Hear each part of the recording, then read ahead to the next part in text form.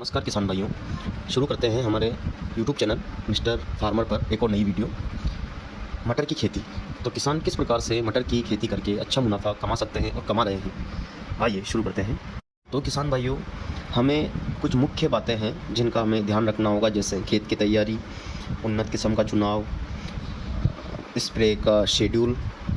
ये कुछ मुख्य बातें हैं जिन्हें अपन को ध्यान रखना होगा मटर की खेती करते समय।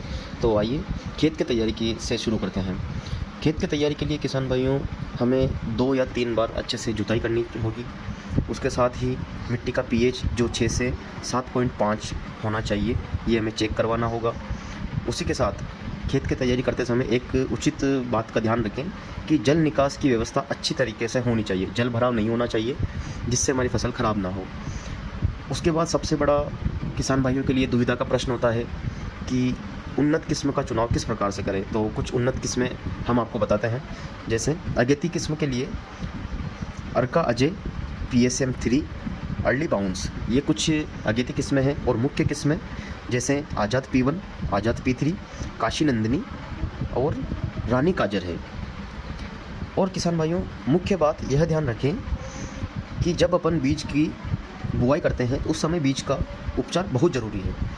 तो बीज का उपचार किसान भाइयों हम इस प्रकार से कर सकते हैं। ट्राइकोडर्मा 4 ग्राम प्रति किलो बीज दर से, या राइजोबियम प्लस PSB कल्चर से। इससे हमें जड़ सड़न की समस्या का सामना करना पड़ता है, उससे निवारण मिलेगा और पोषण की कमी से बचाव होगा। और इसी के साथ जब बीज को खेत में लगाया जाता है उसी समय तुरंत उसी के बाद पेंडामेथिलिन 1 लीटर प्रति एकड़ का स्प्रे अपन कर सकते हैं। यह खरपतवार नियंत्रण में सहायता देगा। और इसी के साथ हम शुरू करते हैं स्प्रे शेड्यूल, जो एक बहुत महत्वपूर्ण बात है किसान भाइयों। स्प्रे शेड्यूल एक ऐसा शेड्यूल है जिससे हमारा पौधा बड़ा होने से लेके फल देने तक हमें किस किस प्रकार का स्प्रे करना चाहिए, ये हम आज स्प्रे शेड्यूल में जानेंगे। तो आइए शुरू करते हैं। 20 से 25 दिन का पौधा होने के बाद जब 2 या 3 पत्तियां हो जाए, उस टाइम हमें जिंक सल्फेट 0.5% का स्प्रे इसमें करें, जिससे पत्तियां हरी होगी और ग्रोथ अच्छी रहेगी। स्टेज 2 में चलते हैं। उसमें 30 से 35 दिन की फसल होने के बाद, जब फूल आने से पहले, कार्बेंडाइजिन 1 ग्राम प्रति लीटर या हेक्साकोनाजोल 1 मिलीलीटर प्रति लीटर की दर से हम इसमें स्प्रे कर सकते हैं, जिससे झुलसा रोग से हमें छुटकारा मिलेगा। और बोरोन 0.2% का भी इसमें स्प्रे कर सकते हैं, जिससे फूल व फलियां अधिक होगी। स्टेज 3 में 45 से 50 दिन फूल आने पर किसान भाइयों, हमें इसमें एफिड और जासुक कीड़े जो होते हैं उसको नियंत्रण करना होता है। इसलिए हम इसमें उपयोग लेंगे इमिडाक्लोरोपिड 0.3 ml प्रति लीटर में।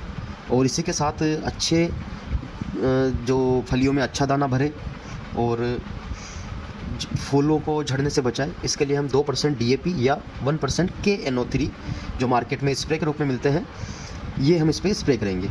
उसी के साथ चौथे चरण में 60 से 65 दिन फली बनते समय हमें मुख्य बातों को ध्यान रखना होगा। फलियां बनते समय किसान भाइयों, फलियों में इल्ली लग जाती है, कीड़े लग जाते हैं जो फलियों को अंदर से भेदना शुरू कर देते हैं।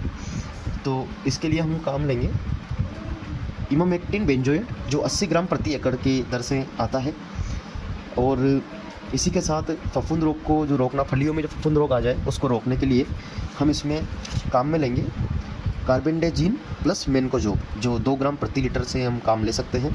और इसी के साथ स्टेज 5 में जब फलियों की तुड़ाई होना शुरू हो जाए, 75 से 80 दिन की फसल हो जाए, उस समय हमें किसी भी प्रकार का इसमें पेस्टिसाइड या केमिकल का स्प्रे नहीं करना है।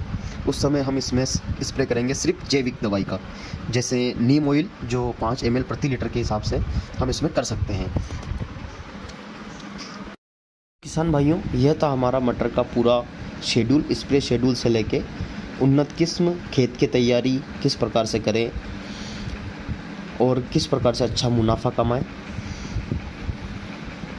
इस प्रकार की मटर की खेती करने पर किसान भाइयों, आप भी अच्छा मुनाफा कमा सकते हैं।